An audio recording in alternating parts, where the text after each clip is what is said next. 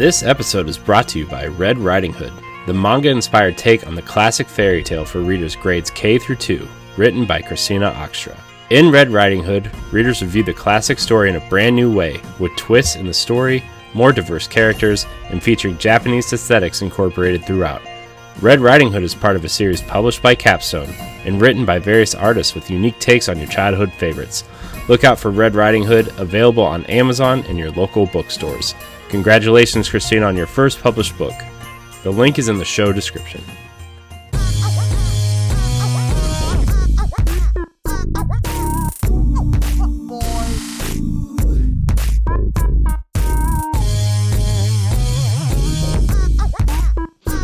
What's up, everyone? Welcome to the Crossroads Podcast. This is the inaugural podcast for the PlayStation voice of Boss Rush Games. I'm your host tonight, LeRon Dawkins. Otherwise, actually, we'll save that for later. But I keep getting these weird nicknames, and apparently I'm supposed to let everyone know that I'm the PC muscle race for tonight's podcast. I don't know why I got that moniker, but maybe it'll stick. I don't know. I'm also joined by the typo queen, Nellie. Hello. And also with us from LAN Party is Logan. What's up, y'all? And I was told that I'm fired if I get this wrong. So welcome from Diggity, the luscious Brody. Thank you. You got it right. You nailed it. See, I had it wrong in the doc, so this is why I changed it in the doc because it originally said luscious. I was like, what's luscious? I have rosy cheeks, but I have yet to see you go full on red, though. I haven't seen that yet. Good luck with that. All right, how's everybody doing tonight? What's going on? Fantastic. Pretty good. So I'm just gonna go ahead and get this slight little disclaimer out the way. We are a bunch of nerds, so if you guys came here for about anything that's not PlayStation, goodbye.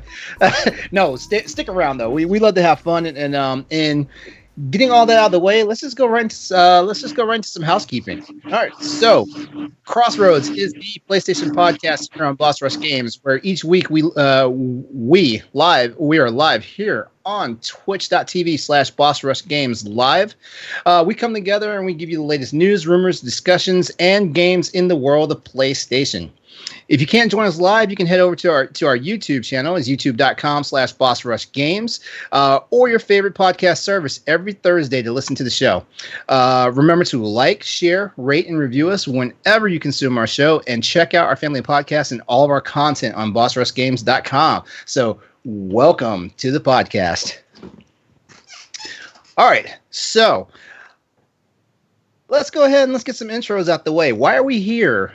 This is the part where we're going to just tell you guys about our pedigree when it comes to PlayStation. So I'm going to go ahead. I'm going to let Nellie start first. All right. I'm here because of my love for video games, not only for PlayStation. Like, video games are escape for me. So, like, any chance I can get to play a video game, I'm in. So, as far as my PlayStation resume go, I've been a PlayStation fan since Ballerina Tsushima, Parasite Eve, Resident Evil, Bushido Blade, which I know a lot of people forgot about. So, anything PlayStation, video games, I'm there. Wow, Bushido Blade, the technical fighting game before games actually got technical. Well, nice. Logan. So I started out PlayStation 1. I grew up playing Crash Bandicoot, Spyro, and Toy Story 2 for some reason. I played a lot of hours into that game. Played all that and then fell out during the PS2 for some reason. Didn't pick it up. And then a certain Greg Miller, who from Kind of Funny got me back into it with Dead Space, actually. Dead Space was the game that got me hooked back into PlayStation, and I've been a fanboy ever since. Love games like Horizon. That's maybe the only one who's actually completed it in this group, as I had to learn in the pre-show, and I'm not happy about stones. This. Throwing stones, man. But join the movement because LeRon has not played it, y'all. Join the movement. It's on Twitter. Oh, that's gonna be the running theme for tonight. I know it is. That's gonna be the running theme. But hey, like Can we just spend the rest of the time talking about how Dead Space was superior on PlayStation? Oh, dude, so good. even though everybody knows the skeleton in the game was built on Xbox technology, but hey, it played better on PlayStation. I don't care what you guys say. All right, Brody, what's up with you? Well, I'm actually probably the black sheep here. I have not been a PlayStation fanboy for the very long. I actually just got my first PlayStation a couple years ago. Growing up, I was a Nintendo kid, and then I got into the Xbox ecosystem just because a lot of my friends were playing there. And then I picked up a PlayStation 4 a couple years ago, and with the next generation coming out, I was getting ready to switch over to PlayStation probably as my main console. And so it was just kind of heading that direction. And mainly I got brought on because I've done a bunch of shows with Corey and worked with the Boss Rush guys quite a bit. And so, yeah, I'm the newbie PlayStation fan of the group here, but I stay up to date on all that stuff. So, yeah. All right, you know what? You're part of the PlayStation community now. We always welcome anybody new, big, small, even people who lost their way and went to other consoles, Nintendo, you know. But yeah, so basically my PlayStation resume, I pretty much been diehard since the very first PlayStation 1 system, which launched with the PS1 launched in December of '94, and that was my Christmas present. I was actually on deployment, and I begged my family back at home, like, hey, like, I don't want anything for Christmas except this PlayStation that's coming out. And my family's like, what's a PlayStation? And I was like, just look it up. And they're like, oh God, you want a video game system? Aren't you a grown man? And it's like, I want a video game system. I'm out to sea for the next 6 months. Please send me this. I got it. You know, I got it for Christmas because my family loves me and stuff like that. But yeah, I am, even though I've strayed, because I'm more of a PC gamer now, you know, thanks to my job and my profession and everything. Like I work in the IT field, so PCs have become a thing now, and I've learned so many ins and outs of it. But my PlayStation pedigree, like I said, starting with PS1, getting PS1, PS2, the Vita, the frickin' PSP, PS3, PS4. I've had it all. Cut my teeth on games like Ballerina Toshinden. Also, another obscure game that was actually pretty great, but people have forgotten about this shooter called Philosoma. It did some great things back then. And of course the other games like Parasite Eve, like it was Squaresoft back in PS1 before it was Square Enix, and everything Square came out with, I just ate up on the PlayStation. It was a glorious time for me, and so yeah. So I got welcomed back into the ecosphere. I have a PS4, like I said, and I play it, but after I shifted to PC games, like it took a lot of prodding from guys like Ed and Corey from our other podcast families to like say, hey, you better come back. So yeah, so here we are. So here I am on the PlayStation podcast with these guys, and I'm enjoying it.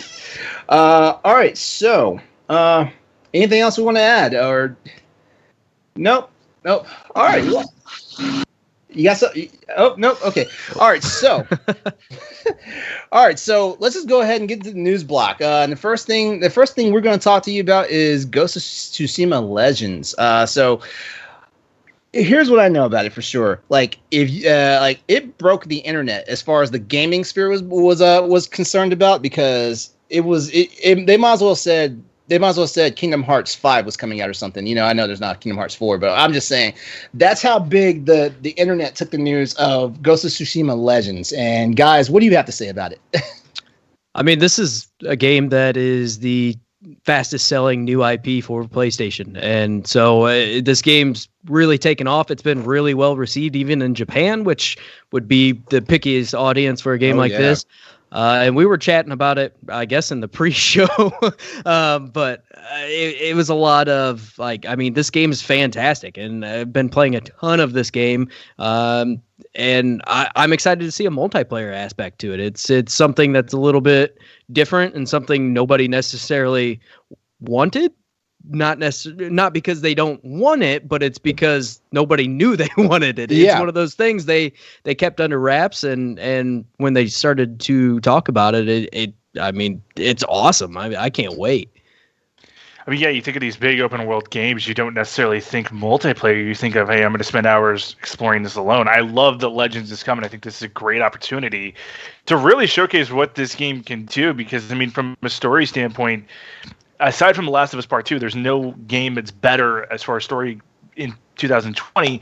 But then you add this combat, and this combat's really, really unique. I haven't played a game that has quite the combat system that Ghost of Tsushima has. And so I'm absolutely thrilled. I'm so excited to be doing the co-op, but then also doing the 4-player survival and seeing exactly how far me and my buddies can get in it.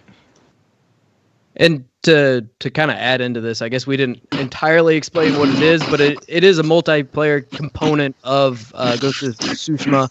And so if you have 2 people, you can play co-op missions. If you have 4 people, you can actually play basically like a wave battle type of situation. There's 4 different classes. I believe it was there's Ronin, Samurai, Assassin, and a Hunter. Yeah. And so you each choose one of these classes. I assume only one of each class, and then you go into this big battle wave system and actually fight some new enemies. Even they're introducing the Oni, which are kind of like a magical, like tougher enemy than what we've seen in the single player. But yeah, I'm stoked for this. It's really gonna be a great thing to see. And I like that it has a little bit of that strategy feel to it too, where you're going to be playing towards each of your individual players' kind of strengths and weaknesses with the different classes. I'm so freaking pumped for this. Honestly, I have yet to. Sorry, I muted my mic. Yeah, I'm supposed to be getting a Yeti. So that's out there too. But like I said, I have yet to play it, but I'm actually excited for co-op because I do like co-op games, even though I do play a lot of solo games. So I'm actually excited to have someone to explore this whole game with. So I'll say the one thing because I have yet to play it. And so when this announcement came out, it's kind of a big deal for me because I was like, wait, I thought this was just exclusive like a single player, like solo, like solo campaign type game.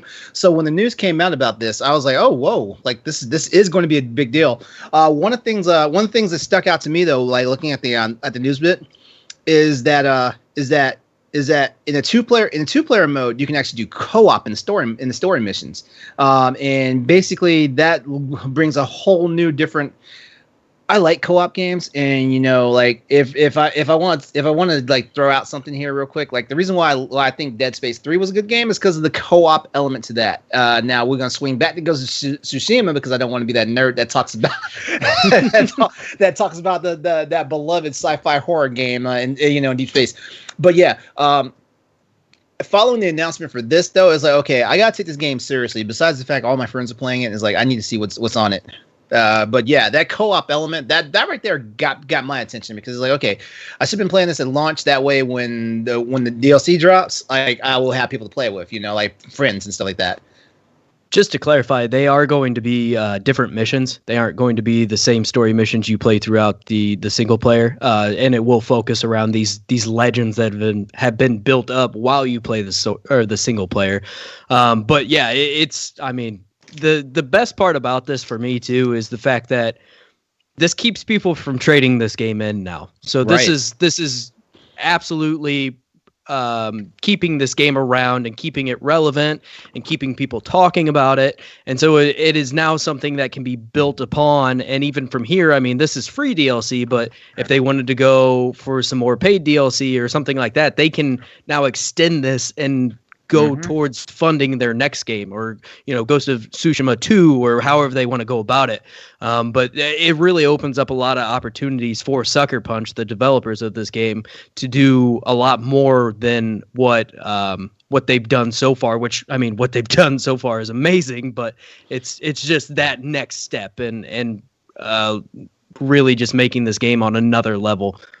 And they're just adding to a storyline that is already, like I said, I mean, it's just absolutely incredible. And if you give me a co-op with that, I mean, I would love to play with my roommate who hasn't played it and see exactly if I can get him hooked on that story and then maybe get him to do a single player run through it. Because I think you have a beautiful opportunity here to get people who maybe not like traditional single player games, play the co-op version, and then go off and venture on your own and explore this beautiful world. You know what? That can be a conversation topic real soon here. How do we get classic multiplayer and co-op people to play an actual single player game? That's a conversation piece that we should have later. All right. So no, do you have anything else to add? Nope. All right. Like I said, I'm excited to play it. Like I have yet to play it, but I'm really excited about it. Oh, I'm right there with you. I'm excited to play it too. Hey, we might team up. Hey, maybe we can do our co-op. Yeah. There we go. So, following up the news about the Ghost of Tsushima Legends that's coming out. It's right now. There's no actual release date for it. It says right now fall of 2020. So it could be here as early as next month, or it could be here as late as right before Christmas. I did like the wording here because they didn't. If they had said holiday, it's like, okay, launch PS5, bring it out. That could be cool. I like that they put fall here, making it seem more for the PS4. Oh yeah, me too. I respect that. All right, so we got a new Batman game coming, guys. Yeah, we do. We got a new Batman game coming. Kind of Batman game. Batman universe. Yeah, Gotham Knights basically. And I tell you what, when I saw the little hook promo they had for it, and you had Batgirl in the classic Batgirl outfit. Well, yes. I mean it's a modernized classic outfit, but like I saw that and I was like, oh, that is so sweet. Oh my god. But they unveiled that during the DC FanDome online event. Warner Bros. Montreal is finally revealing Gotham Knights' long rumored and previously teased next big Batman game. It's set for sometime next year. There's no definitive release date, but there are trailers out there. But there is a world premiere trailer out there, and also a gameplay walkthrough that you guys can check out. And apparently, this is supposed to be following like something that goes on after the death of Batman. Apparently, yeah. That's what it looked like from the trailer. Yeah. It's like the apparent death. I mean, can you really kill Batman? I mean, you kill anybody in DC technically? Yeah. DC doesn't kill people. Come on now. If I start on Batman, I guarantee you people will be in my social media feed later. So I'm gonna punt that one. I'm gonna say right now he's not dead. I'm calling it. Exactly. Yeah. Yeah, you can't kill Batman. He comes out as the first playthrough of just these four characters. And then after that, you get to play as Batman. He steps out from the shadows like Nick Fury. I know it's mixing different universes, but like. Here's what I like about it though. Like you're gonna have Batgirl. You're gonna have Robin. You're gonna have Nightwing. But shocker, Red Hood too.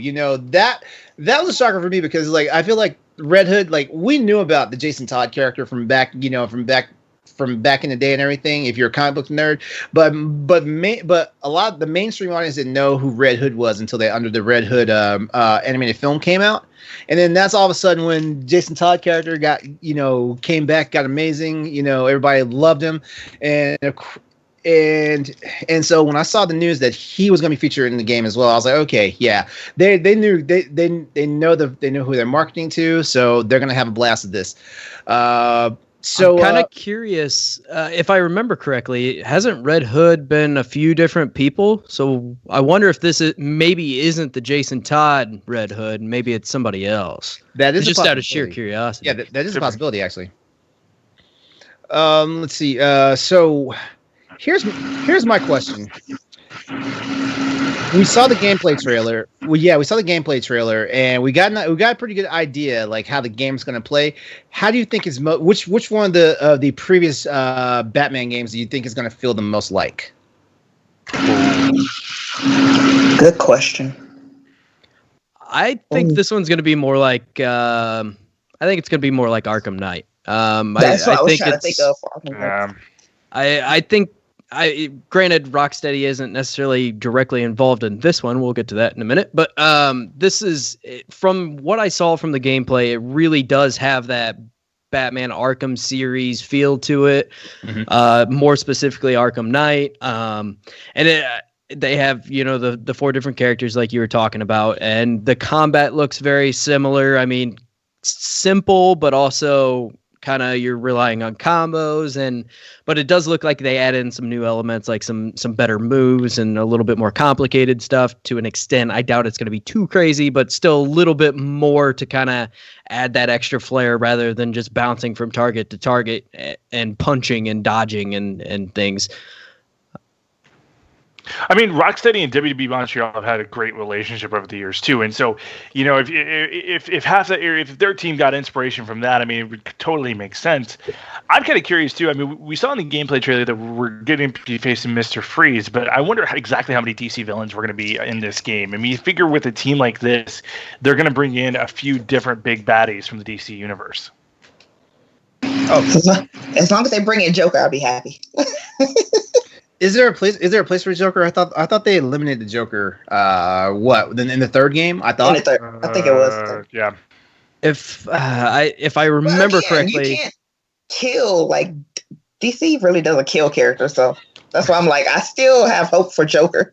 I think this Gotham Knights is actually separate from the Arkham series. I think the Suicide Squad game that we'll get into here in a little bit is supposed to be kind of the continuation, if I remember correctly. Yeah, I briefly read the headline, but yeah, PR person for WB Montreal did say it was a separate universe. It was similar but separate, and in this one, Batman they're saying he's dead right now, but they haven't.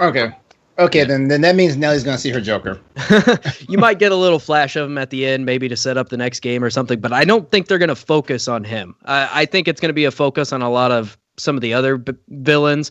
And I mean, from the gameplay they showed, they were already starting to get to Mr. Freeze. So I assume we're going to see a handful of them.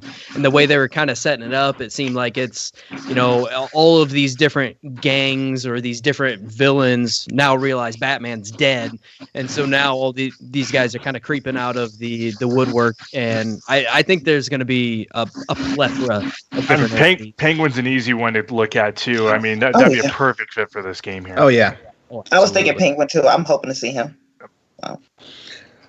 All right, so like I said, no official release date yet for Gotham Knights, but it looks, like I said, it looks very exciting. You haven't had a chance to check it out yet, just go check out the trailers. Like I said, there's a world premiere trailer, and then also go and check out the gameplay walkthrough of it. It looks pretty exciting, and I know for sure, like us nerds over here at Boss Rush Games, and not just us guys at Crossroads are going to be into it. All right, so our next and rolling right into it, DC's on a roll because the Suicide Squad Kill the Justice League game has been announced and is set tentatively for 2022 for a release date. I'm not gonna say anything. What do you guys think of that trailer? I'll let somebody else talk first. I feel like I've been doing a lot of talking. I'm gonna shoot to the ending with Superman, like we were all talking about. Maybe that's like super kryptonite. I don't know, but we'll see. It was an interesting trailer. The fact that we get King Shark and Captain Boomerang, which, hey, shout out to WWE fans, Samoa Joe voicing King Shark, which I love that.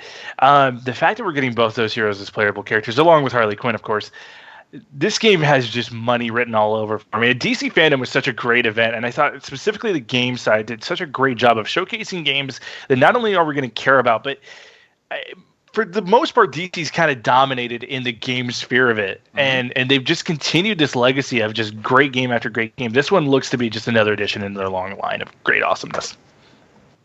Oh yeah, for real. Here's what I will say. I'm one of those people that trailers, if it's not a gameplay trailer, it doesn't do anything for me. It's just like, oh, I know your game's coming. But for some strange reason, Suicide Squad, I was maybe like 15, 20 seconds into it, and then the more it got into it, the more I was riveted to it, to the fact that I was like, oh, I didn't even care about this game at first, and now I'm like, I'm probably going to get this game and launch. Just that fun comedic element. And here's the thing about it. Here's the one thing I will say. You can tell when the developers are having a good time making and creating a game based off of what you either see happening in the trailers or based off of what you hear behind the scenes. And these guys are having a blast with this game. And the reason why I know they're having a blast with this game is because I was having a blast watching that trailer. Yeah. I was enjoying all the combat that like everybody just going in on the enemies. I was like, I'm actually feeling this. I can't wait to see the gameplay of it though. Mm-hmm. I'm interested to see what style of game this is, because it is coming from Rocksteady. So it is, I mean, the people who made the Arkham series. But this is, it appears to be very different because they showed off the 4 characters, and I wonder if we'll get more Suicide Squad characters as well. I thought it was interesting that they did choose King Shark, which, I mean, I love him, but it's an interesting mix when you think Suicide Squad, especially in the last 2-3 years. You think of kind of the movie that came out and flopped. So it's interesting they chose who they did choose for this trailer, at least.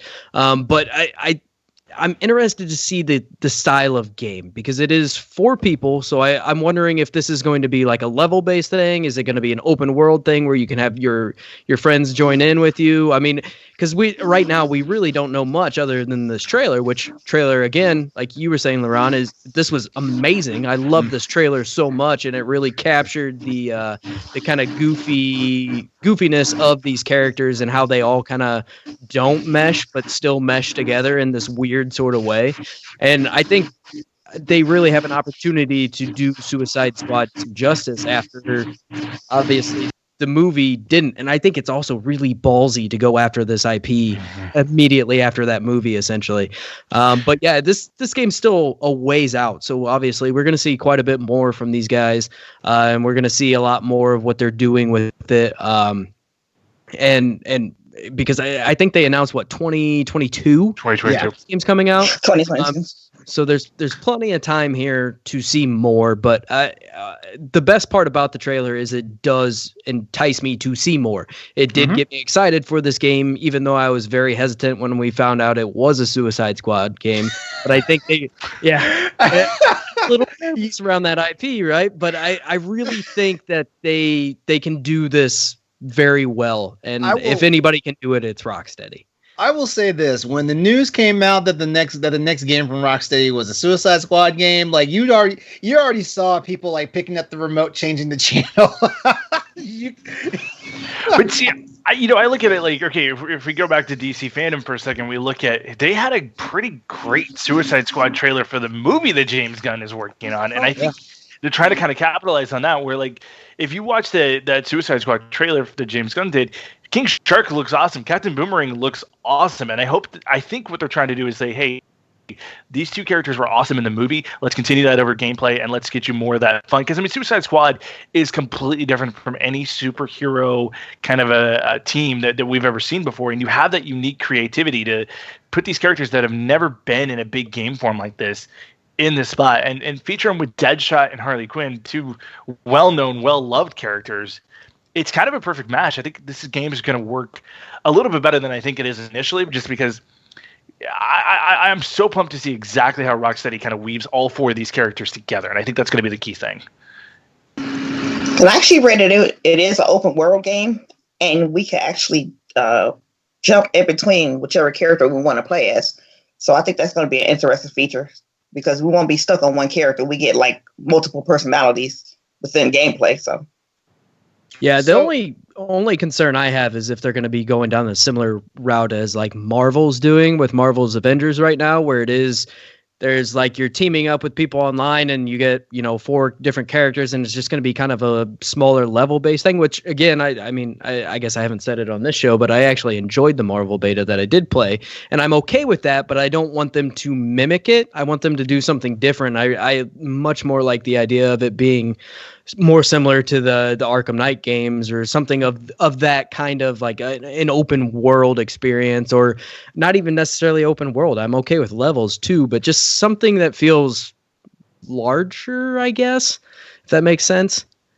And it did sound like they kind of like more like story driven more than anything else. I do want a story to this, and kind of I want them to do something really cool with this IP. I really do. And honestly, another thing I really loved is that they got Tara Strong to voice Harley Quinn again, because she's probably one of my favorite Harley Quinns.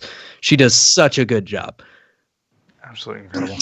She's an amazing voice actress anyway. Oh yeah, she does so much. Like if you look at all the different things she's done, it's incredible. Like the range she has is just unreal.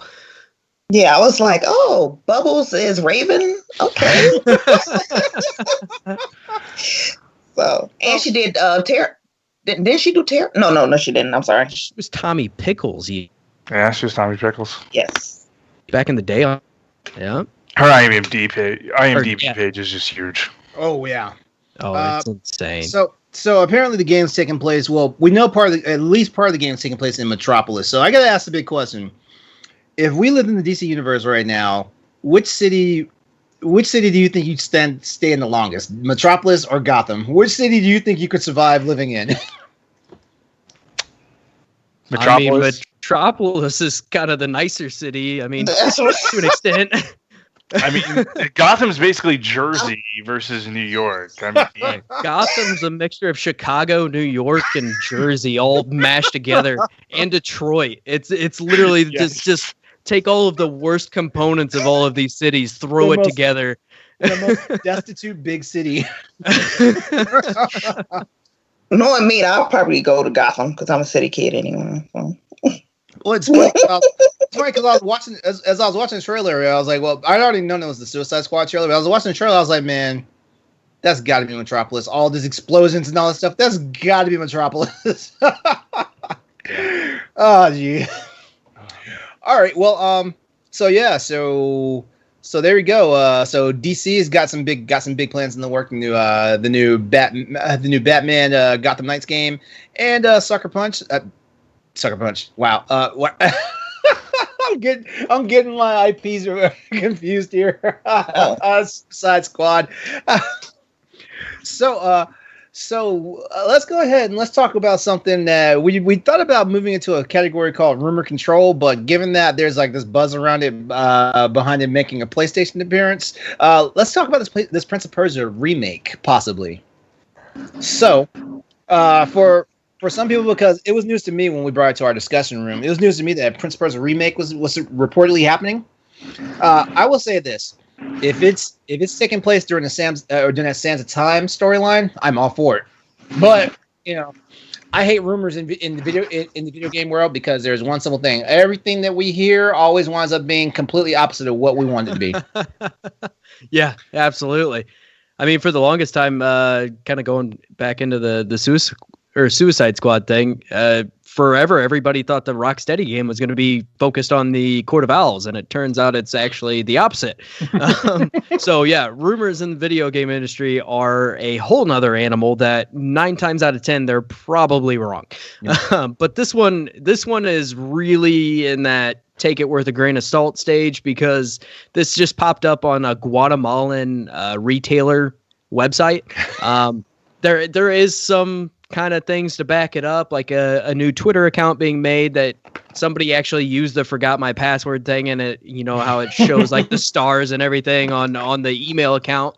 It did appear to be a official Prince of Persia Ubisoft account, so it's very possible. But again, so little is known at this point in time that it's hard to really be like, oh, this is definitely happening. It's kind of still a pipe dream, but I mean, I think all of us on this show are really excited that it may even be happening. Obviously, it depends on which one they are remaking. Well, here's my thing about it. Like Prince of Persia, the Sands of Time, and the third one. I can't remember. The subtitle for that one is escaping me. They can just modernize that game. We'll be all right. The game that needs work is the second one.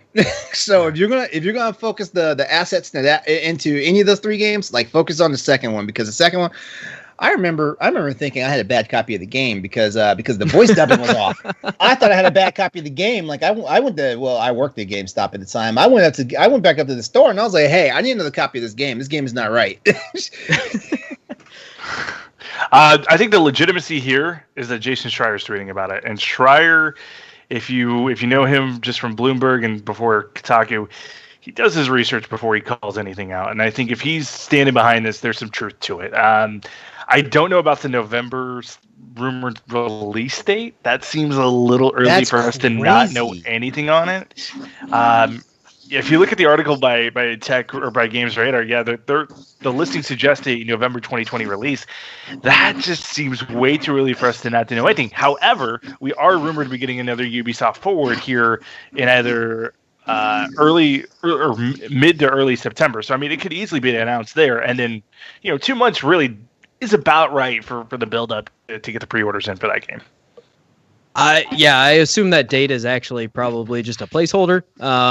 I would think that if this game was coming this year, they would have announced it in the first Ubisoft Forward, just because there wasn't a whole lot else to go there, unless they're just trying to make sure they don't steal thunder from Valhalla, which is very possible as well. Because they do have, Valhalla is going to be huge for them, so they may be waiting. And if anything, if I were them, I would be pushing it till early next year if they do have it ready. Just because, like I said, let Valhalla breathe for a little bit, let it have its time in the limelight, and then move forward with your next big game to keep people talking about Ubisoft, right? Because I don't think you can wait all the way till E3 next year. I think Brody, I completely agree with you. It needs to be spring of next year. I mean, I think because of this year and how E3 got canceled and how everything's been shifting, I think we're going to see more like state of plays and Ubisoft Forwards become such a regular thing, as we've seen it work well with Nintendo with Directs. Why not throw a Ubisoft Forward right there at like March? And hey, we got Prince of Persia coming. It's coming in maybe June or July, something like that. That's a great summer game right there to have on your list. Yeah. Absolutely. Yeah, it's better to like build it up rather than just throw it out there. But like, hey, here's Prince of Persia, where it's like nobody was expecting this, but at the same time, it's like we still want to see and know more about which direction this game is going in. So I mean, as long as Ubisoft is not trying to keep making the crew a thing, that's all. but they're still trying. This is kind of unlike Ubisoft, because normally they are the overhypers way too early. I mean, look at Beyond Good and Evil 2. They hyped that game up so early. We have no idea what that game looks like. Skull and Bones. We don't even know if that game's still being made. I mean, these guys are the kings of hyping things way too early. So, I mean, maybe they're taking a lesson. And maybe they're saying, hey, we're going to hold on to this until we know for a fact that it's ready to go. We don't have to do a true crunch. But, yeah. Either that or they do announce it in the next Ubisoft Forward and it actually comes out November of next year. I mean, that's possible too. Yeah. Because I know they releasing Watch Dogs this year. So that might be another big title of theirs. Yeah, Watch Dogs, and then Valhalla, and then on top of that, you have Cyberpunk coming out. There this that's a lot of competition. Already pretty crowded. Yep. Maybe push that into next year and kind of build off that momentum and stay away from some of these other big releases. Because Prince of Persia is great, and it has a huge fan base, but compared to some of these other games, maybe not so much. And it'll be the it's not gonna backlog. shine. Right. It'll go straight into the backlog until you played through Cyberpunk 8 times and it's weird though. Like I have such a big nostalgia about games, and that's actually going to be one of our topics a little later on in this discussion tonight. But I have such a big nostalgia for games like that. Like I actually took time out from playing Monster Hunter just to run Resident Evil 3 into the ground. I mean, literally, I ran I haven't gotten all the unlocks and achievements and everything. But let me tell you, when I say I spent about 60 hours in Resident Evil 3 remake, I spent that time there. That's impressive because it's not even a terribly long game. Exactly. Yeah. I want to say you can beat that in an afternoon and still have time for dinner. Yeah. If I remember correctly, it's only like a 5-hour game or so. I mean, to just quickly blow through it, but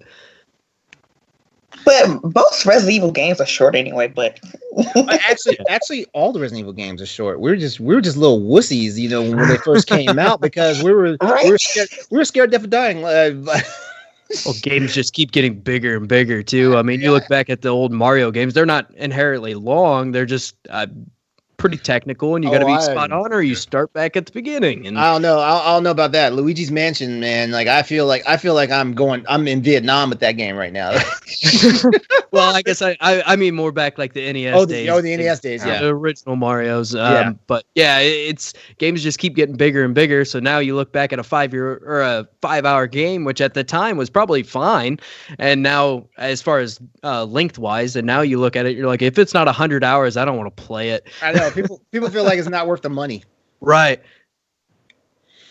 Yeah, Resident Evil 3 got dragged. I was like, bro, I'm like, if you like the series, just give it a chance. I don't even know why I got dragged. Like it's actually a good game. It is. I played Resident Evil 3 way more than I played 2, and I like 2 a little bit more than 3, but 2 was amazing, but 3, 3, I don't know. It just has my heart. I almost cried when I finished it. I was like, well, you almost cried because you know kind of where the future goes for like those. Well, I mean, except for Carlos, we know where the future goes for like Jill. Oh, definitely. But yeah, enough about that. Let's go ahead and talk about the PS5 controller. Because I tell you what, that thing is a thing of beauty to see, and I cannot wait to get my hands on one.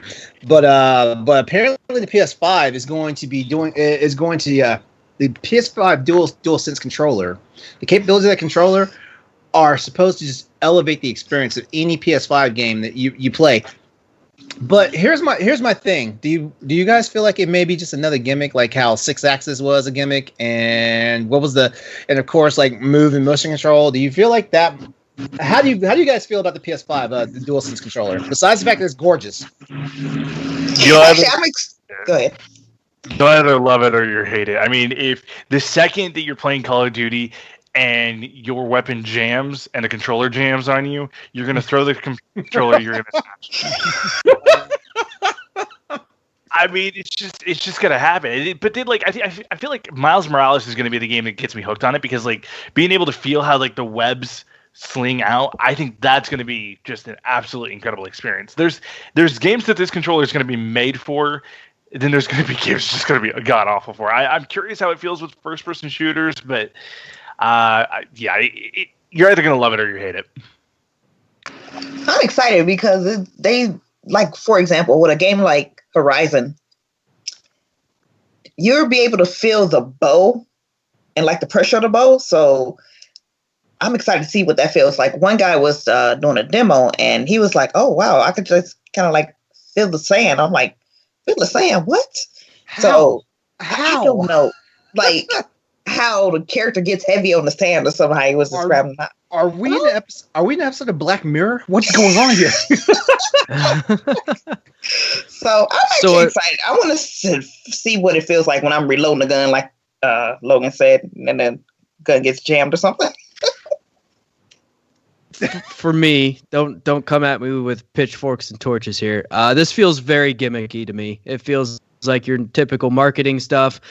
This reminds me like 1-2 switch, feeling how many ice cubes are in a controller type of thing. I mean, I get it. It's cool. It's awesome. It's haptic feedback. But at the same time, all of this haptic feedback has to be implemented into the game by the developers. So it all comes down to how much the developers want to use it.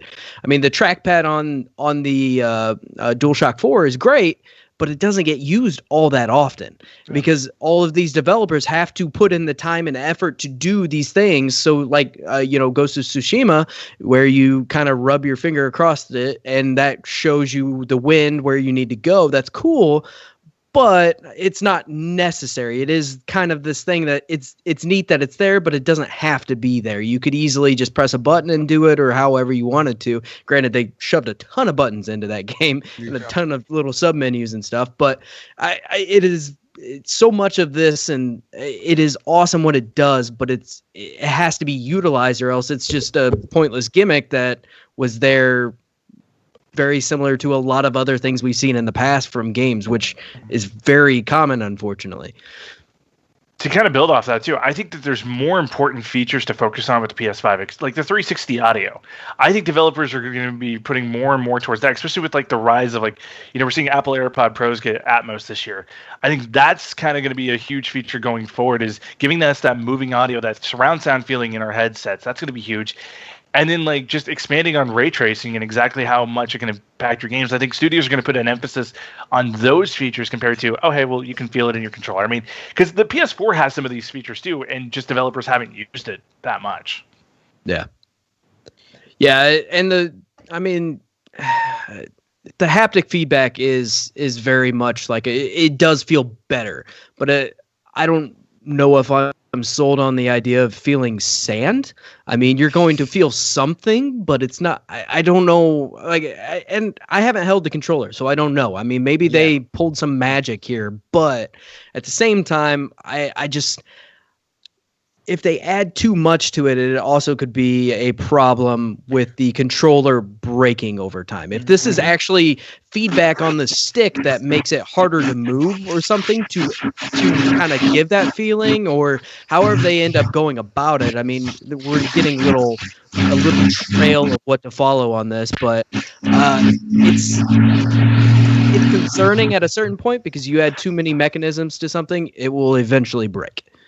Yeah. So, and that's the one thing, haptic feedback can be a gift and a curse, because I remember back when the DualShocks first got rolled out, like when PlayStation revamped the controllers for the for PS1, the DualShocks had too much rumble, and a lot of people were saying it was like doing things to their hands. Like even after they're playing the game, they could still feel the vibration in their hands for like an hour or so after they played the game and stuff like that. So I mean, it's great that the technology's come a long way to the fact where like it actually does like kind of immerse us into the game, things like that. But I also feel like it can be a gimmick, hey, you guys can @ me on social media if you want to have a conversation about it. All right, but here's the one thing. When you've got all the next gen developers, having a say and speaking about it, it looks like there's a lot of excitement in the air for it and stuff like that. And that's the one thing I will say. Like a lot of our big console games, where our console systems, whether it's Sony PlayStation, whether it's Microsoft Xbox, whether it's Nintendo, whatever they decide to call their systems at whatever point they release them. There's always been some type of gap or divide between the company and the third-party developers. And the fact that so many third-party developers are talking about this controller, that lets you know at least there's going to be some effort. We might not see anything special after by the time we get to the end of year 2 of the PlayStation 5's life cycle, but there's buzz about it right now. And that's one thing, and that's a powerful thing to have before a system ever comes out. As a matter of fact, PS4, just the console itself had that same third party developer buy-in as what we're seeing right now with everybody and this controller. And maybe it's just because everybody's just in love with the controller, because I'm in love with it. It's beautiful, and I can't wait to see the color options. It's grown on me. When I first saw it, I actually did not like it. I didn't like the two-tone look of it, but it has actually grown on me, and I really do like it, especially seeing it next to the console itself. Mm-hmm. I think that really kind of sells it for me. Right, yeah. And to kind of go off of what you were saying, where there's so much support behind this controller, there's so much support behind this console. Mm-hmm. I mean, the way developers have been gushing about the PlayStation 5 in general is just awesome to see, and it makes me so excited to see the effort and what they're doing with this. This is the podcast about PlayStation and Sony, and I will say this: Sony has done a remarkable job of fixing their reputation with developers since the PS3, because apparently PS3 was the hardest system to develop for. And that's why PS3 had a rough run during that console cycle, and Sony is basically sending love letters out to all the developers and stuff like that. And I mean, look, Christmas gifts. Look, they were basically like in bed with PS4, and now they're like, okay, we're just gonna just give you like our lifeblood now, like for PS5. Yeah. So Sony is on a roll. If anything, we can say that, just in the fact that, like you have developers that are like, we want to make games for you. Right. And they're getting the third party support too. I mean, even from the studios that they don't own. I mean, Yeah. they're getting tremendous support from the third parties. Oh yeah, and also Sony has a reputation with indie developers and stuff like that. Like a lot, even though I feel like more indie developers, I feel like more indies happen on PC than they do in the actual console realm. Right. Sony still boasts having the biggest support behind indie developers and stuff like that. We see more and more indies like come out first on PlayStation. If it's not out on PC, and then they wind up everywhere else. I don't know if it's necessarily support. I think it's just that it's the larger player base to an extent. Maybe because, that's it. really, support-wise, Xbox has really done a really great job with supporting indies. Okay. Not to bring Xbox into the conversation, right? But it is kind of a thing there. But yeah, I mean, a lot of indies, if they are releasing somewhere, they generally will come to Steam and then also to PlayStation. Yeah.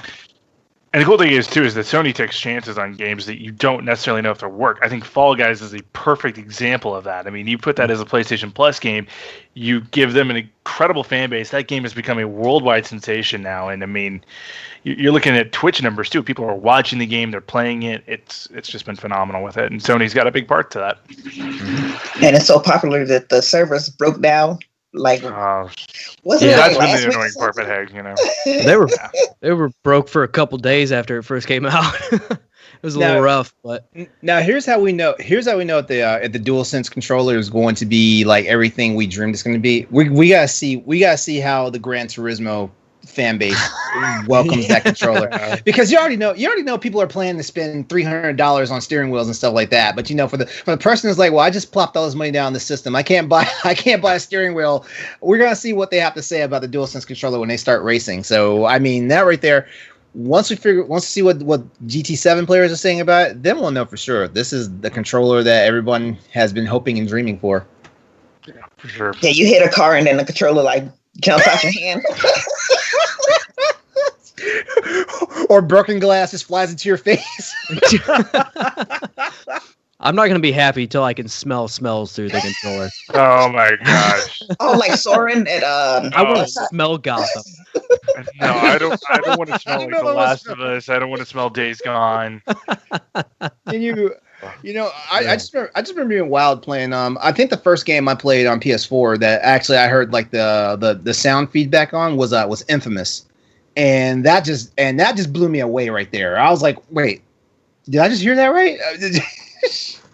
And so I mean, yeah, PlayStation can be gimmicky with their controllers, but everybody's gimmicky with their controllers. It doesn't matter what. It doesn't matter what console developer you are. Every console controller has a gimmick and stuff like that. Sony always seems to just go all out. I'm interested to see how the whole picking up a controller and it realizing who you are is implemented. I don't know if you guys heard about that or not. There's supposed to be something in the DualSense where when you pick it up, it can tell how you hold the controller and automatically sign you in. I think I feel like it's more like what our cell phones are, where it does the fingerprint. The fingerprint. Yeah, the Touch ID thing, because it's got to be something along those lines. And shout out to them too for finally putting a microphone and is like building a headset in the controller too, where you don't have to be plugged in necessarily to be able to hear and talk to your friends too. Because there's times I just don't want to wear a headset. In all honesty, yeah. They said for that it's more like I wouldn't use it long term. It's like a quick hey, let me grab my mic type of thing, so you can still at least talk real quick. But yeah, I mean that is something awesome that they're doing there. Yeah, the picking up the controller thing seemed a little odd to me when I heard about that, and it'll be interesting to see how that is supposedly implemented. But that one seems very gimmicky. I mean, Xbox did something similar, but that was just actually assigning a controller to each person. But I mean, if a controller dies and you got to grab a new controller or whatever, it's a lot easier to not have that going on. Yeah. All right, so let's see. Well, that's all the big news. We're doing good, guys. Hey, I gotta say, Are we not the squad? Are we not the squad? All right, We are the goals. So let's get on to our big topic, and that is basically PS5 launch predictions and everything that comes with it, including what launch games do we expect. Logan, Yo, go. November 6th. We are getting it, y'all. PS5. I'm gonna say November 6th. Sony likes to release on Fridays. Go for it. Take it November 6th. I think if they had a good horror game, wait a week and do it on the 13th. Friday the 13th would make a total amount of sense, but we haven't heard anything major. We know RE8's coming, but I don't think that would be a great necessarily launch title for the PS5. I think they're launching with Miles Morales, and I wouldn't be totally shocked if Ratchet and Clank are right there too. Ratchet and Clank is either in December or it's at the end of November for me. I think, especially with the holiday, it's so easy to sell Ratchet and Clank right there around Black Friday and Christmas. And so I think Miles Morales will be the launch title. And then with by the way, a remastered version of Spider-Man. I think that makes a ton of sense. That gets players back involved in what I think Insomniac's one of Insomniac's best creations. $5.99 is your price for the disc version. I think $4.99 with the digital version. Wait, $5.99? Yeah, $5.99. Okay. With the disc, $4.99 digital. Okay. Nellie. I'm actually hoping it is Spider-Man. I wouldn't mind. I wouldn't mind playing the new Spider-Man, especially like since I got my PlayStation when it was a bundle, so I got Spider-Man with it. So I think that'd be a good follow-up, especially with it being a separate game from like the Spider-Man world. So wait. Did you get the red and blue system? Actually, no. I got the regular black, and it came with a copy of Spider-Man. And they threw the disc in there. Okay. I was about to say jealous. The PS4 Pro version, yeah, with the red. Oh, it's so sick. Yeah. Well, I'm so mad because I walked into Best Buy and they had a bunch of the God of War ones in there, and I was like, I can buy this right now, but I need to wait a day. I should not have waited that day because the next day I went back, they were gone. You don't wait on stuff like that. I know, and I was going nuts. I was like, oh, they're not coming back. And so, like, every time I saw like an online contest for one of those consoles, I was like, oh, I'm entering. I don't care if they want it with my financial information. I'm entering this. Unfortunately, I never got one, of course. But they did get your information. They got my information. that's for sure. So you're saying also Spider-Man? Any ideas on those price points, or are you also with Logan on that one? Since I feel like since the games are going higher, I think that price is gonna rise. So I'm thinking like 700. That might be a little bit too steep, but I'm thinking since video game prices are rising, consoles are gonna rise a little bit. Actually, before I go to you, Brody, let me ask everybody this: how much do you think would be too much for either of the new consoles? And I'm not just talking PlayStation. I'm talking Xbox too. How much do you think would be too much money? Like it might actually break the community to try to want to justify buying it. Anything over 600 is going to cause a massive uproar. We've seen it actually. I mean, for PlayStation 3, that was their big misstep, was announcing it was going to be $500. $500 at the time. Yeah, it was $500 at the time, but I imagine now, it's 600 is a lot more likely. We've seen $500 game consoles, so that's nothing new. But if we go past 600, that's going to be a major issue. People will probably wind up getting into the territory of like, do I just buy a PC now? Yeah, I mean, You're talking a fairly decent PC for that. You can run a decent amount of things, and I mean, you might not be ultra high settings all the time, but you can still work with that for sure. Mm-hmm. Yep. Yeah. All right. So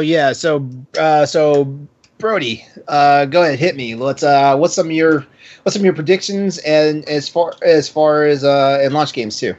I think we'll definitely see Spider-Man at launch. I don't think they would have announced it and said it was coming this year if it wasn't launching with the PlayStation 5. I mean, that's a huge system seller right there. They got to come in. I mean, they don't have to come in strong. I mean, Sony definitely likes to kind of ride on their past laurels. So this is definitely something where they're coming in a little bit cocky, but I do think they are also aware that they need to have something at launch, or else there is a desire to some people, but a lot of people aren't going to buy it at launch, and that's going to be the case anyway. But I think very much Spider-Man is going to launch alongside this console. I feel like Spider-Man is going to be a launch title just because they let out with that game first on the live review, on the live reveal.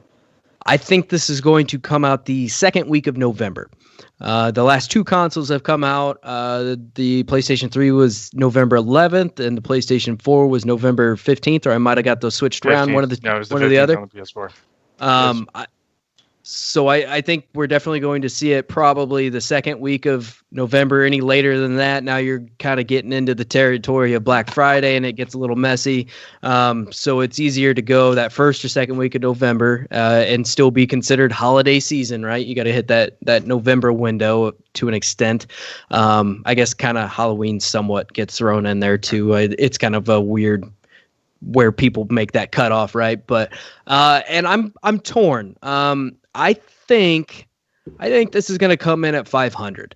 I could definitely see it being 600, but they're both playing this game. Both major console, Xbox and PlayStation here, are playing this game of who's going to announce the price first. And neither of them want to overshoot it because we've seen in the past that is a major misstep. Mm-hmm. And so they're really trying to be generous with this. I mean, for the most part, when you're selling a console, you lose money anyway, or you're just barely making money, like a couple dollars per system, right? These consoles are not where they make their money. They make their money from the software and games bought and things like that. So I think they're going to be pushing for 500, depending on. Obviously this year's been weird, and there's a lot of other factors and things like manufacturing and getting the parts that you need, so that can drive the price up. So it easily could be a $600 console, and I don't think they'll go above that. But I'm really torn on that price. And then whatever that price is for the disc version, I think you're looking at $100 to $150 cheaper for the discless version. I mean, it's the same thing essentially with a different shell on one side and minus the optical drive. So it's not like it's a huge thing, but they can also afford to put that out there a little bit cheaper. And on top of that, that ensures that all of the games that are purchased are now digital, and they make more money on digital games than they do physical games. So it's a win-win for them. And I think they can afford to take a little bit bigger hit on that. So LeRon, you and I talked about this on the Boss Rush podcast last week, where, I think the reason they're going to come out with Spider-Man Miles Morales with this is just because Sony is cocky. And with 343 delaying Halo, this is a perfect opportunity to puff out your chest, to be the Sony that we know and love, play the heel, and come out with your big exclusive. I mean, it just makes sense. But yeah, for real. Joining along with the group. Yeah, I also believe that Spider-Man Miles Morales is going to be a launch title. I don't see why not. And if I'm being pretty honest here, I felt like they were going to do Miles Morales as DLC for the last Spider-Man game anyway. So I guess as time got closer and they're like, hey, we've got a console development cycle coming up, I think they saw always where the wind was blowing and was like, hey, this gives us enough time as opposed to rushing and getting this DLC out here and trying to keep this other IP going long enough, because we know a Spider-Man sequel is coming. Miles Morales is not. They haven't even said Miles Morales is a Spider-Man sequel, but it's supposed to be more like a Lost Legacy. Yeah, it's like enough to be considered a full game, but also not a full game. It's a little bit smaller experience. But yeah, I agree. I think it did originally start as DLC, and I think it's going to be similar to that like God of War type of thing where he's like, "Oh, I have so many ideas for DLC, and now it's just a new game." Yeah, yeah. So for sure, I say Spider-Man Miles Morales will be a launch title. There was another game that was on my mind, and now I can't think about it. I'm trying to go back. I'm trying to think back to everything they talked about. Ratchet and Clank. Jack and Daxter is one of those ones. Hold on, we're gonna say that for the next segment. Next segment. I always mess those up for whatever reason. I get them back and forth because Ratchet and Clank are so and Jack and Daxter were so similar back then, you know. Yeah. But I don't think Ratchet and Clank will be a launch title, but I think Ratchet and Clank's gonna be a holiday title. That's the way I feel on that one. What about Kena? Kena. Yes. Kena. What is it called? Bridge of Spirits. Corey was talking about it the other day, and I was like, yeah. The more I look at that game, it's like, if that game is ready, because it doesn't look like it's going to be a huge game. If that game can be ready for launch, I'd totally play it at launch. Yeah, I would too. As a matter of fact, that's one of the 5 games that off of the reveal that I was like, oh, I'm buying these games day one. So wow, if that game is ready, I will get it. If that game is ready, I will get it. So I think the consensus here is that everybody's thinking Spider-Man is going to be the bona fide launch title for it. I could definitely see Ratchet and Clank coming holiday, though. I agree with you on that because it is. They got to keep that momentum going into the next month and get somebody to go out and buy another PlayStation 5 game while there is going to be a drought. There always is at the beginning of these launch consoles. But I think you're right. I think that was announced because that's going to be their next game, and I think it will hit before the end of the year. As far as price points, I feel like I feel like for the most part, like we're looking at $500 and $400. And the reason why we have a discless version of the console coming out, which that's a first, honestly. Well, not technically a first for Sony, but it's a first because I mean the PS Vita, they did that. They did that experiment with the PS with the I'm not the PS Vita. I'm sorry, the PSP Go.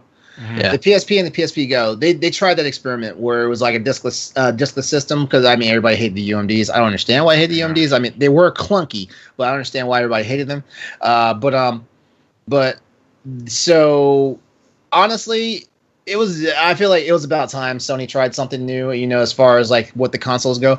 And I mean, and you know, because we had the split market with the base system and then the pros, and but now there's not really a need for a base system and a pro at this point right now. So what's the new thing, and what's the new way to just get more systems into the households and stuff like that. And so I feel like that $400 price point, which is what we're used to when we look at the PS4 Pro versus the base PS4, that the base PS4 I'm going to call it the base PS5. The base PS5 will have that price point that everyone associates with Sony. PlayStations, and then the more expensive one will be $500 because I also agree, like once you get above $500 it starts getting tricky. Yeah. And with Sony and Microsoft playing that ultimate game of chicken right now with who's going to drop the price. Exactly. One person, one group can basically commit suicide if they say the wrong number. Absolutely. Go ahead, Logan. Do we expect a pro version with this at some point? Yeah. Mid-generation. One thing I've learned is that it seems like every console now gets like that upgrade, and I'm not really sure why, because I always felt like the upgrades for the system was just the new system, you know. So let's for example, like when PS1 was out, I didn't feel there was an upgrade until PS2 came out, honestly. I think the big thing is a lot of the development tools stay the same, so it's easier for developers to continue on with it. I think that's really the main change. Other than that, I mean, like that Pro or the PlayStation 4 Pro is, I mean, essentially the next console generation, kind of. Yeah. It's a blurred line, but we basically call it PS4.5, basically. Right. Yeah. It's like a half step up, but not quite enough to warrant everyone to go out and buy it. It's more like people who are pretty diehard or want the best experience. One thing I did want to point out before I forget about this, because somebody will call me out in comments at some point. There has been rumor that the discless version is not going to be quite as powerful. I don't believe those rumors. That's why I didn't address it when I was talking about basically being the same console. But just to clarify, I am aware of that. I don't believe it, though. Yeah. That would be... I feel like they would be shooting themselves in the foot if not only the discless version was out there, but it was inferior. Yeah. Right. Oh, that'd be awful. That would be so bad. Store. All right. So any other predictions? Correct. The Forbidden West is actually spring and not the summer, like some people are thinking. I mean, if they're going to hit, I think exactly where Horizon Zero Dawn hit. I think it's February, maybe early March release date. I think for the most part, after these consoles launch, it's going to be a little quiet. I mean, it's not going to be quiet because there's so much hype and everything built up around these consoles, but I don't think we're going to see a ton of releases just thrown at us or anything crazy going on. I think these consoles are going to launch. People aren't going to stop talking about them for a while, and so they're going to be able to build off that hype and without having to do anything, and they will. I mean, that's the easiest way for them to go about it. But yeah, I think as we said before, I think we've pretty much covered everything we'll see this year, and even then Ratchet and Clank might be a little bit of a pipe dream kind of thing. As much as I'd love to see it's not an absolute necessity for them, so they might push it off a little bit. You never know. And coronavirus is throwing a wrench in absolutely everything. So who knows? I mean, we'll have Call of Duty, we'll have Cyberpunk, we'll have Valhalla, we'll have there's a whole nother one. I remember the game I was thinking about now, Demon's Souls remake. That was the game. Oh, yeah. Yep. We'll also have Watch Dogs Legion. Mm-hmm. I mean, and then there'll still be those people who are just getting into Avengers and Tony Hawk Pro Skater because it's been on their backlog. I mean, man, really from like in 2 weeks when we get Avengers and we get Tony Hawk, from here on, it's a pretty dang busy year for games. Yes. Oh, yeah. Yeah. As long as nothing gets postponed again. I think yeah. Won't Cyberpunk get delayed again? Oh, No, God. don't say that. Don't say that. I'm waiting for Don't- Cyberpunk. don't Put say that that. into the universe. That happened. Then Xbox was like, "Hey, screw it, we're just gonna release the Xbox Series X this spring." That was our savior. I think I speak for everybody here on the PlayStation panel. Like, guys, don't expect Gran Turismo 7 within the first year. Oh, no. Like, No, when that's is the second year of the console. Yeah, when has a Gran Turismo game ever came out like right after the launch of a console? They didn't even put like a window in the trailer. They're like, "Hey, you know what? Screw it. We know we're not even going to be able to match anything. We don't want to tell you spring, so we can delay it another 2 years after that." Oh God, they're probably still trying to get the licenses together. Oh, absolutely. At best, we would see it next holiday season, and I doubt even then. I would think we'd be looking at like spring of 2022. Actually, it's funny because they don't ever have any. I'm saying it's going to sound wrong. They don't have any real pomp and circumstance when it comes to Gran Turismo launching. They'll just launch it in any time of the year. It just sells so freaking well on its own. It's like, yeah, exactly. They're like, oh, we're not putting this out in the quarter. We're putting this out on April 15th, tax day. Get it? it's like anything Rockstar based. I mean, Rockstar could say Red Dead Redemption 3 is coming out on Sunday afternoon, and people would just be there. Right? Yeah. Well, yeah. Oh, yeah. There's like no ceremony to when Gran Turismo just drops. Sometimes you walk in the store like Gran Turismo's out. Rockstar could release GTA 6 on a national holiday, and nobody would give a shit about that holiday anymore. It is now release it on Rockstar. election day. Oh, yeah, right. Oh my God, that would be pandemonium. More people would go to pick that up than go to vote. Oh my gosh. All right, so I'm going to turn this section over to Nellie. Nellie's going to hit us with our actual our end user topic tonight. So go for it. Yes, I was just curious on what remakes do y'all want to see on the PlayStation? Me personally, I want to see Parasite Eve. Oh, wait, hold on a second. Are we saying just from days of PlayStation yore or anything? Like PlayStation wise. Okay. All right. So Parasite Eve, yes. But if I can go one step further, just do what Capcom tried to do with Resident Evil 2 and 3, because we all know Resident Evil 2 and 3 were supposed to be a box set. Just go ahead and do Parasite Eve 1 and 2 all in one set, and kind of fix Parasite Eve 2 if I'm not being too harsh. Yes, that I looked at some gameplay because I actually missed that.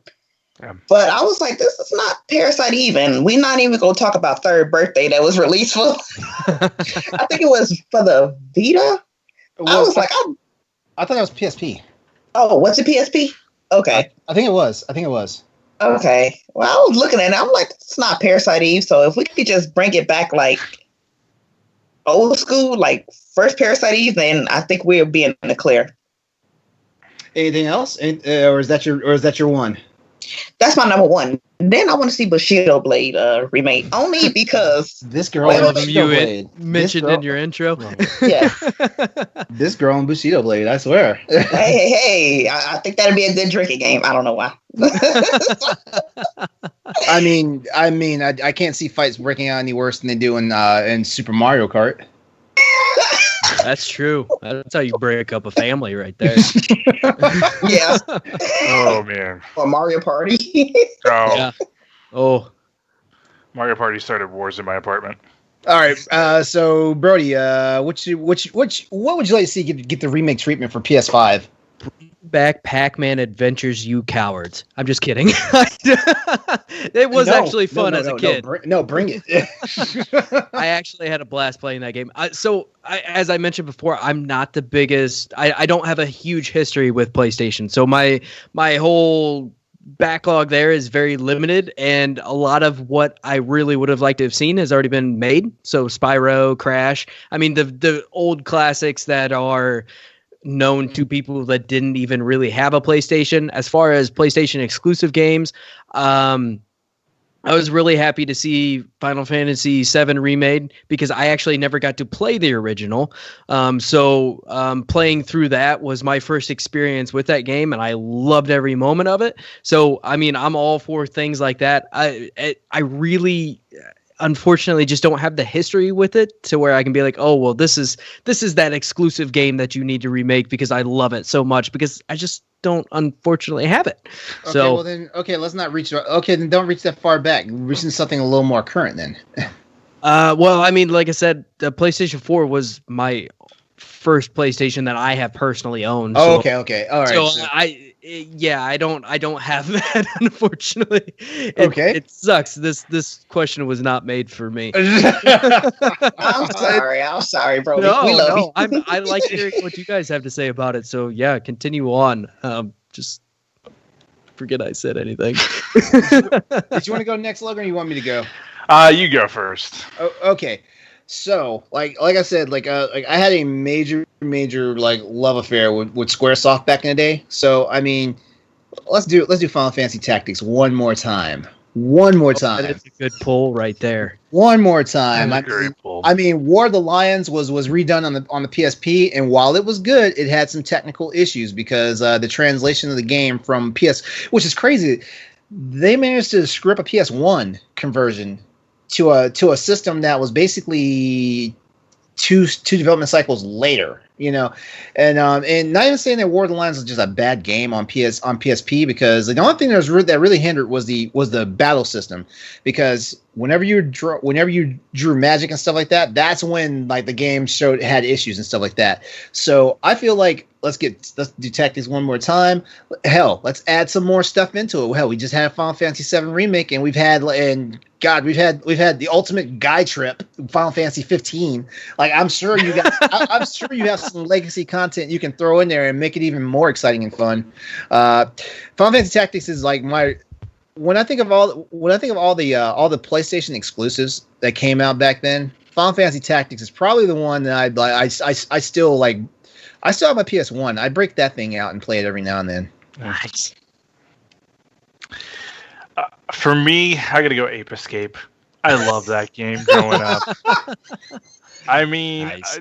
When I look at Bug Snacks, I'm like, hey, there's a little bit of Ape Escape to it. Let's do it, y'all. It's just got better music to it. Until you had mentioned that on the Boss Rush podcast, Yeah. I hadn't even thought about that until you said it like that, and then I looked back at the trailer and I was like, yeah, I see what Logan was talking about. I see it. If I want to go like the PS3 generation, Radical, what you've been up to? Let's make Prototype. And let's remaster that game, because I love Prototype 1 and 2. It's my guilty pleasure game, because I shouldn't like these games. They're not the best story, but it's just awesome going around New York and destroying things. I mean, it's just fun. And so, give me a remake of one of those. I think they already got remastered once. You know what? We were talking about earlier. Just do Dead Space again. Just 1, 2, and 3. Bring it back. Stop being jerks with that IP. Let us, give it to somebody who can do something with it. Insomniac. I don't know though, because I want them to finish the story. Like I was invested in that. Especially Dead Space 3. Like especially when you got not Awakened. What was the name of the DLC? Oh, I'm sorry. God. I just thought of something. I thought of a game I want to see come back. But I'll wait until Logan's all done here. No, I'll wait. You're good. Sorry. the other one I want, and this isn't necessarily a remake, I just want it to come back. EA and NCAA, get together. Let's make NCAA football come freaking back. Yes. Yeah. Make it happen. Absolutely. That was the only sports game I was guaranteed to buy from PS1 to PS2 to PS3. That was the only sports game I was guaranteed to buy. The fact that NCAA 14 sells on eBay for at least $100 right now is proof this game needs to come back. Mm-hmm. Yeah. Okay, absolutely. since we're talking about sports games, then I say NBA Street. Oh yeah, Yes. absolutely. NFL Street, why not? Let's get them NFL all Street back. kind of came back in Madden this year because there is a street mode similar to Volta that they did in FIFA. And those were just so much fun. Arcadey, way more arcadey, just fun sports games. NBA Street was amazing. Blitz. Since we're talking about those off the wall sports titles, SSX. Oh yeah, SSX. Yes. Yes. So the game I thought of, and I should have thought about this ahead of time, but I didn't think about it too well because I was like, oh, I don't have any history with PlayStation, but I did have friends that had PlayStation. I want to see Twisted Metal come back so bad. Ooh, yes. I don't think that IP is dead. I don't think it's dead. I think it was just. I think it was just dormant for a long time. Yeah, I don't think it's dead because wasn't Corey, wasn't that his thing before he took over God of War? Yeah, it was. So Barlow, well, he was developing something. Okay. He never fully talked about exactly what he was working on, but then when Santa Monica called him, he immediately dropped it. So it must, with knowing Corey Barlog, it couldn't have been anything that he was too passionate about because he's very much a passion person. So yeah. If I remember correctly, there was a story last year that came out about the original creator of Twisted Metal and how he's stepped away from games, or at least from the company that was developing Twisted Metal games or whatever that is. There was something there where that IP is kind of in a weird limbo right now. But I remember having so much fun playing those games growing up, and that's probably one of my big PlayStation memories that I do have.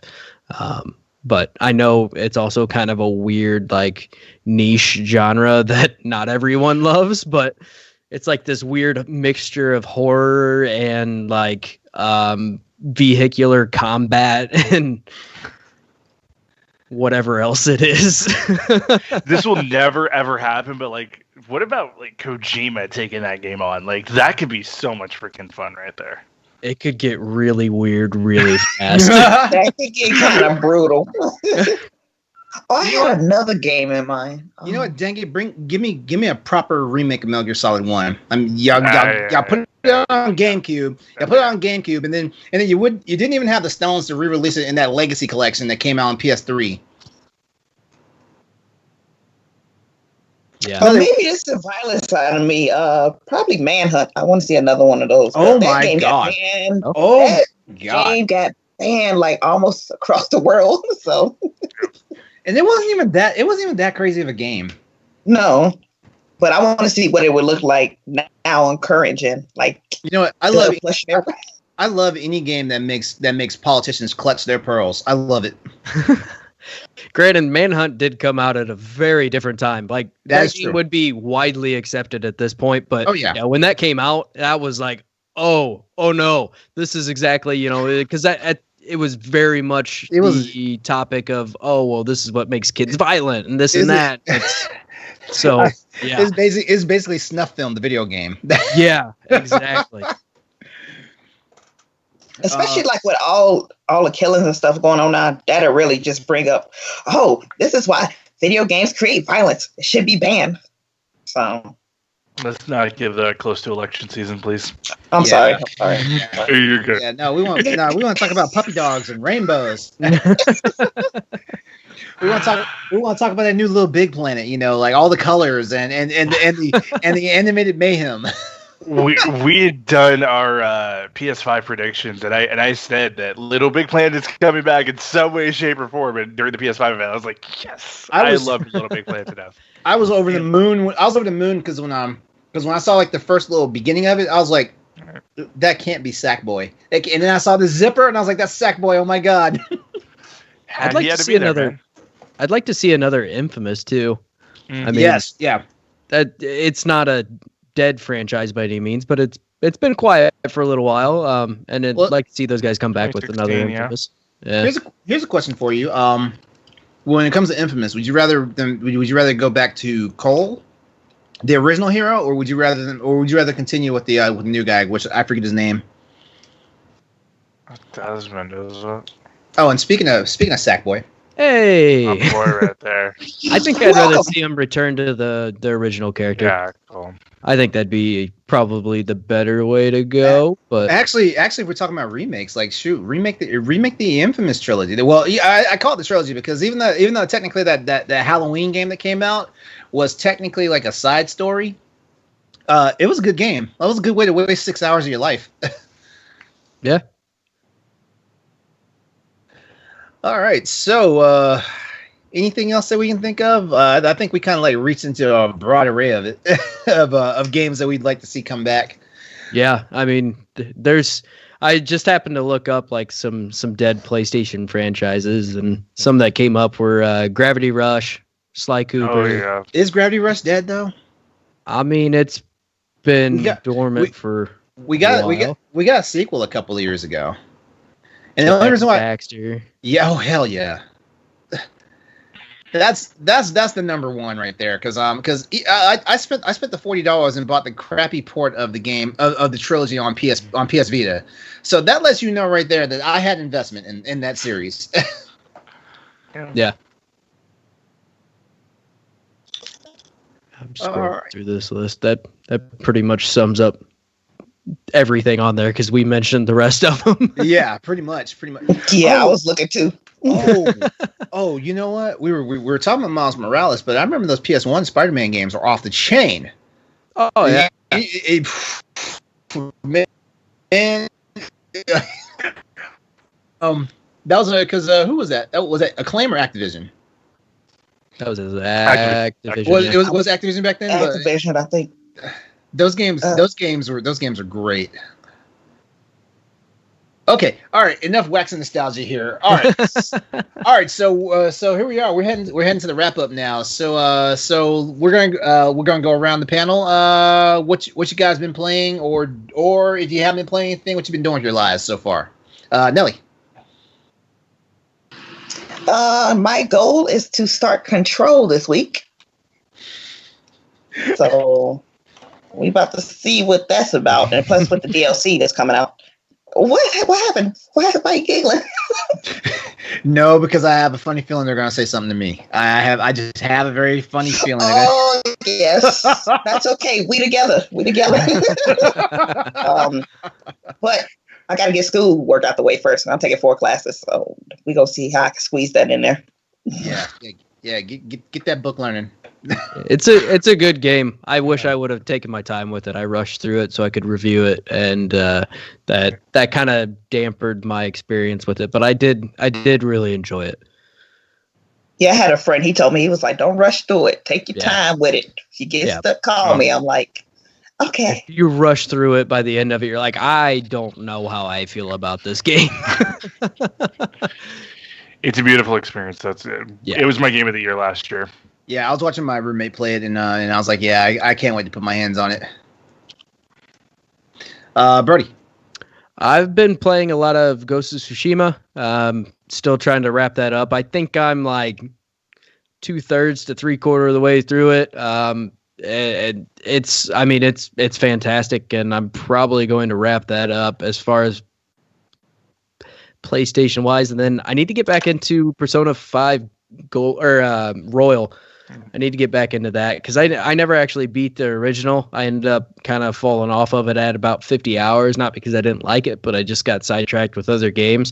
And so once Royal came out, I was like, this is my excuse to get back into it and just start all over, start fresh, because I don't remember what I was doing. And I really love that style of game, and I that's probably once a Ghost of Tsushima's done, platinumed, all that good stuff, I'm gonna move into that. So cool.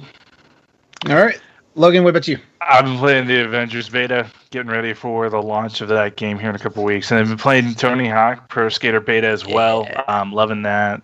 It's been so much fun. I was also wanting to just kind of go through my PlayStation 4 library and play some games I hadn't played in a while. I picked up Abzu again and did a run through of that game. I freaking love that game. It's great if you have mental health issues and depression and stuff like that. That's a really soothing game. And then I also played the Adventures of Captain Awesome. It's part of the Life is Strange series. It was kind of a spinoff.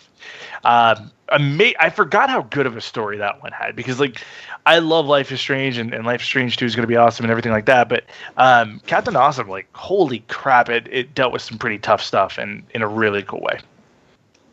All right, nice. Currently, I'm kind of on break right now, but I've been hardcore on Monster Hunter World. That's my game. That's been my passion since it launched way back in 2004 on PS2. And as long as they keep making games, I'm gonna keep playing them. But it's funny because I was gonna have a review for Horizon Zero Dawn, but I still haven't touched the game yet. So yeah. So is it still in the shrink wrap? No, it's open. You at least looked at the disc. It's got the original. Wow, it's got the original freaking insert into it too. So it's NBA the MLB The Show. Hey, there you go. Yeah. But actually, honestly, I just been on a small break. Just had a couple things going because I got my Twitch and my YouTube channels that I'm trying to get off the ground and stuff like that. So I've been kind of on the gaming break. But when I get back into it, I got some catch up to do on Horizon Zero Dawn as well as Last of Us 2. And that's pretty much it for me. Don't rush into your first cauldron, dude. That's going to be the big advice they give you. Don't rush into the first cauldron. Horizon? You're gonna think you're ready for it. You're not. Go do a couple more side missions. I'm pretty meticulous about stuff like that. As a matter of fact, funny story. It took me 20 hours before I felt like I was ready to fight the Griffin in The Witcher. Fair. That's fair. All right, so I guess it's time to outro us out. We've been having fun, though. I gotta say, like I said in the chat earlier, but we're the best. we got the Sony confidence behind us. Yep, we're the best, and we're also talking about the best platform too. So hey, what else can go wrong? All right, so. For you guys out there, I want to thank everyone that took the opportunity to come check us out tonight. This was the inaugural Crossroads PlayStation podcast here for Boss Rush Games. Always check us out over at bossrushgames.com and take a look at what's ahead for Boss Rush. We've got a lot of great shows and things for you to get into. I'm gonna give everybody a chance here to tell everybody where they can be found at. So Brody. Where can we find you at? First, so you can find me on Twitter at Brody Foltz, which BRODYFULTZ. It's not easy to spell, so I just spell it for people. You can find me on PlayStation at Wolverine's Cousin. You can find my podcast that I'm normally on, aside from this one, obviously, at Diggity Podcasts, little green joystick logo, and really, I mean, you can find me everywhere else with just the Brody Foltz. I'm not very original with that stuff. I just let it kind of happen. So, all right, and Nellie.